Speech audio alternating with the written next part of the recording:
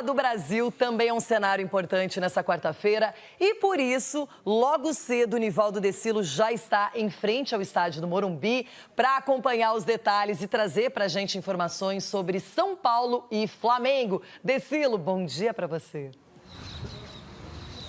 Bom dia, Renata, para você, para o Denilson, um amigo ligado na Band, no nosso querido Jogo Aberto. Você não falou nada da chuva, eu estava preparado para o discurso, já choveu à vontade, mas aí eu pedi para a chuva dar um tempinho para a gente poder participar aqui do nosso querido Jogo Aberto. Seguinte, 20ª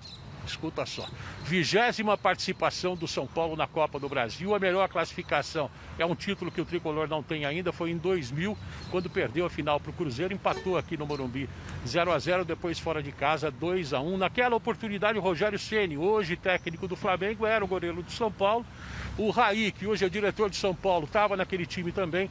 O São Paulo tentando um título inédito. Hoje precisa passar pelo Flamengo, o empate por conta da vitória do São Paulo no jogo de ida. O empate é do São Paulo, o Flamengo precisa fazer um gol de diferença. São Paulo nenhum caso novo de Covid, pelo contrário, a Covid-19 já deixou o Tietê tranquilo, ele está à disposição do técnico Fernando Diniz, então ele pode aparecer provavelmente como opção no banco de reservas. O árbitro está mantido mesmo com a rusga, o Flamengo não queria. O Wilton Pereira Sampaio, de Goiás, da FIFA, vai apitar o jogo.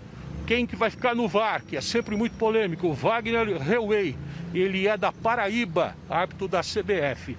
Mais informações do Tricolor, a gente passa para você numa reportagem que a gente fez agora há pouco. Vamos lá. São poucas as imagens divulgadas pelo clube, concentração e trabalho. O momento é positivo para o Tricolor. Parece que a tempestade passou. O time perdeu apenas um dos últimos 13 jogos que fez na temporada. São 4 empates, 8 vitórias, 5 consecutivas. 2 delas contra o Flamengo. 4-1 no Maracanã, pelo Brasileirão, com o rubro-negro comandado por Domenech Torrente. Goleada que ajudou na queda do catalão. 2-1 pela Copa do Brasil, jogo de ida das quartas de final, com o rubro-negro estreando o ídolo tricolor Rogério Ceni como técnico. A gente está sabendo superou já muitas adversidades, o time então está criando uma casca protetiva muito boa. A gente sabe que a gente tem que melhorar coisas, melhorar sempre. Melhorar, trabalhar, comemorar. O São Paulo está praticamente completo para o duelo de logo mais.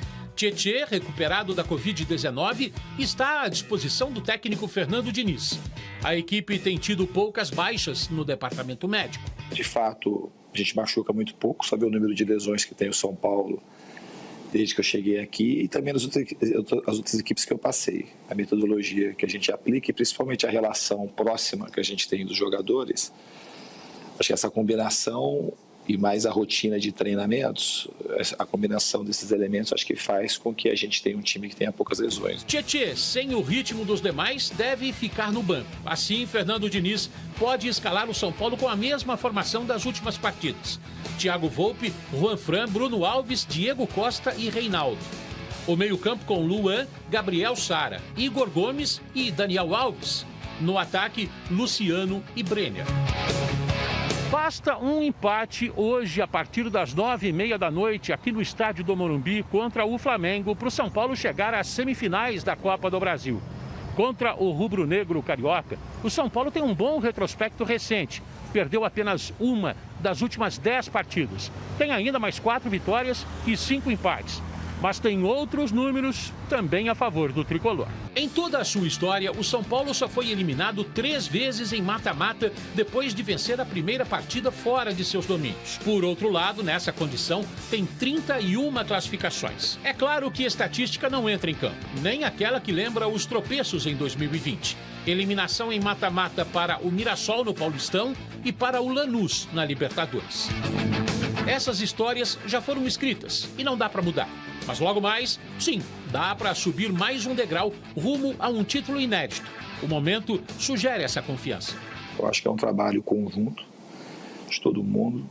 Os principais são sempre os jogadores, a condição do trabalho, mas uma diretoria que apostou e que está todo dia no CT, vê nos treinamentos, participa ativamente e acreditou no trabalho. E a premiação de logo mais que todo tricolor espera é passar pelo Flamengo e chegar entre os 4 semifinalistas da Copa do Brasil. Contra o rival carioca, o São Paulo tem sobrado nos últimos confrontos. Serão 90 minutos para deixar o coração do torcedor, mesmo à distância, batendo mais forte e imaginando um Morumbi de alegria. Do outro lado, o Flamengo tem que reverter o resultado que o São Paulo conquistou. Tem uma bronca muito grande. Segundo o presidente Rodolfo Landim, o São Paulo seria beneficiado pela CBF e não vai contar nem com Pedro e nem Gabigol. Para avançar para as semifinais, é preciso vencer por 2 gols de diferença e também superar os desfalques. 6 atletas estão fora da partida.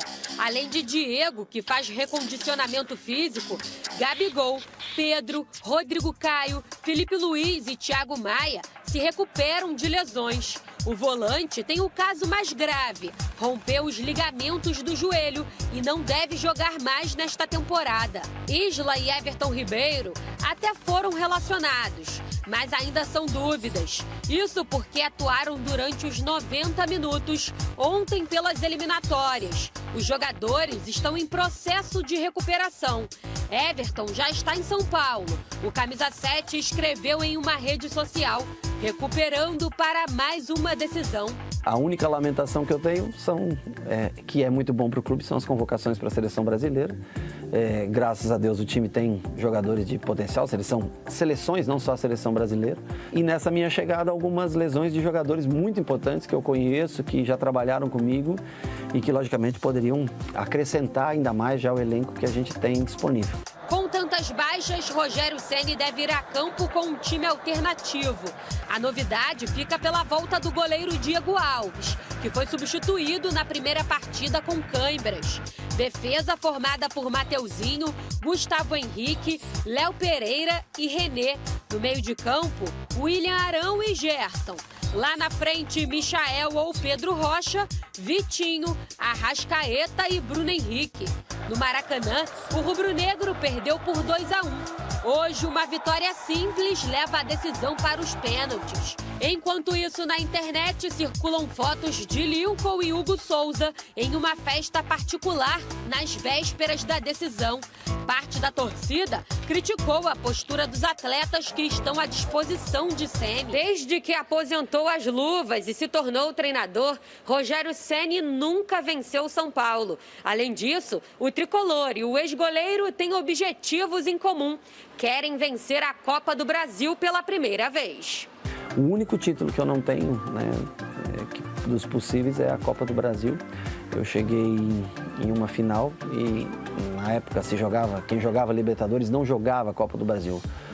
Constantemente nós jogávamos Copa Libertadores, portanto não foram tantas Copas do Brasil que eu disputei, mas só cheguei a uma final e perdi. Então seria o título que falta na minha carreira. Antes mesmo de a bola rolar, a arbitragem já virou polêmica. A escalação de Wilton Pereira Sampaio para apitar a partida não agradou a diretoria rubro-negra. O clube pediu à CBF a troca do juiz, mas a comissão de arbitragem da entidade negou. Em entrevista ao GE.com, o presidente Rodolfo Landim disse que o Flamengo tem um dossiê com questionamentos a Wilton Pereira Sampaio e Leandro Voaden, com números de cartões, pênaltis e faltas marcadas, e indica que os cartões distribuídos pelos dois estão fora da média. Landim também afirmou que o comportamento da CBF com o São Paulo é distinto dos outros clubes. Eu não posso concordar com o presidente do Flamengo, que sempre nos atende muito bem, é um cara que é aberto ao diálogo, mas, na verdade, o São Paulo foi prejudicado. O que aconteceu é que a CBF depois veio a público, através do Leonardo Gaciba, e disse que o São Paulo foi prejudicado. E aí, depois desse episódio, parece, é aquela sensação que a gente fica, é que há uma lei da compensação. Vamos ver, vamos melhorar a situação de São Paulo, naquele jogo contra o Atlético Mineiro. Mas isso também nada é comprovado, Denilson. Isso. É uma pena porque hoje você pode especular, todo mundo tem esse direito, Sim. Os números estão aí, as atuações, mas o Campeonato Brasileiro não dá para se resumir a uma única arbitragem ruim ou duas, como no caso do Wilton Pereira Sampaio e do Voaden. O Voaden, eu acho que ele melhorou muito a qualidade dele do ano passado para cá. ganhar. Ele está apitando bem melhor esse ano. Agora, é aquela história, desvia o foco, né? Só se fala em arbitragem e ninguém fala no desempenho específico do Flamengo contra o São Paulo, que vem deixando a desejar, não só na Copa do Brasil, mas o brasileiro. Erros individuais, a saída de bola correndo risco, não que o São Paulo não tenha também esse mesmo problema, mas o jogo por si só já te traz uma responsabilidade muito grande para todos os envolvidos.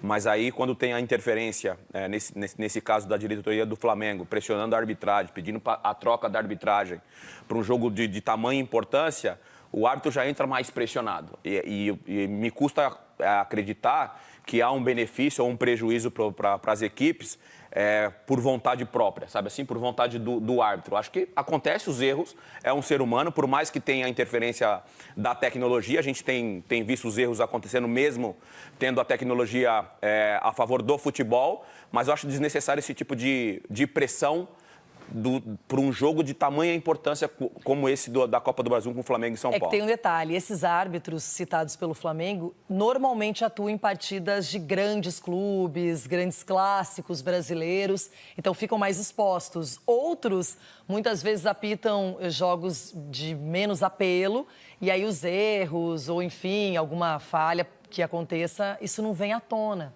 Não é tão badalado quanto outros erros, mas acho que tanto o São Paulo quanto o Flamengo, isso deixa para a diretoria do Flamengo falar o que ela quiser. Agora, tem que se concentrar na partida, porque o Mengão tem uma desvantagem. O São Paulo foi muito bem no Brasileiro e agora na Copa do Brasil, jogando no Maracanã. Teve 2 atuações muito seguras, muito consistentes e tem tudo para administrar o resultado. Hoje, qualquer empate é do São Paulo. E lembrando que o Diniz, ainda como treinador, não tem títulos e, fora isso, o São Paulo não tem a Copa do Brasil. Então, é um caminho importante para tudo, para dinheiro, para Libertadores, para deixar o torcedor satisfeito, para poder ter eleições de maneira tranquila. Enfim, o São Paulo pode apostar sim na Copa do Brasil. Se você falar perguntar quem é o favorito é o São Paulo. 2 motivos, uma sequência de vitórias. São Paulo já está 11 jogos no Brasileiro sem perder. E aí o tempo de trabalho do Diniz com o São Paulo. A gente vê muito claro dentro de campo a sintonia que o Diniz tem com os jogadores. Não sintonia no sentido que o Diniz também é muito, né? Ele fica ligadaço no campo e chama atenção, mas você vê que os jogadores gostam muito do jeito dele de trabalhar, todos os jogadores falam muito bem, então há uma sintonia dentro do São Paulo nesse momento. Por esses motivos, acho que o São Paulo é o favorito. E pelos últimos resultados, mata-mata é outra história. Eu sempre digo que é outro contexto, mas pelos últimos resultados, o São Paulo vive um momento de alta. O Flamengo tem uma certa instabilidade, demitiu o Domi, trouxe o Rogério Ceni, que só fez 2 jogos até agora, não conseguiu vencer. Mas, enfim, eu acho que por mais que o São Paulo seja levemente favorito pelo que fez o Rio, não duvido nada do Flamengo. É um time que pode surpreender, tem capacidade para isso. Lembrando que na era super ultra vitoriosa do Jorge Jesus, a Copa do Brasil também não veio para o Flamengo. Foi para o Atlético Paranaense, que eliminou o Mengão no ano passado. Bom, outro jogo...